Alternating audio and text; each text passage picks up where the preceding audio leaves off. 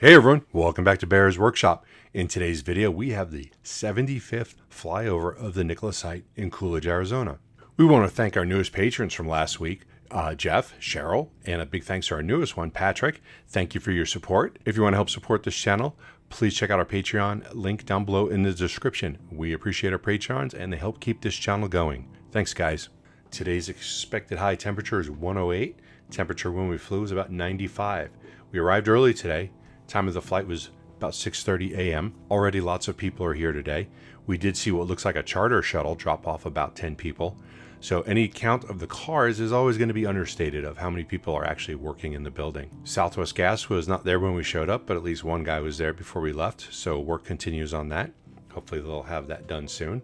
I'm not sure what they're actually using gas for, but I could see a furnace or obviously heat, whether a water heater is going to use gas. I doubt they're plumbing the place for gas for stoves and ovens in the break room, but I'm sure there's going to be equipment that's going to need some type of gas to heat up materials for whatever process they may be doing. On the front facade, we can see some sort of colored panels being put up.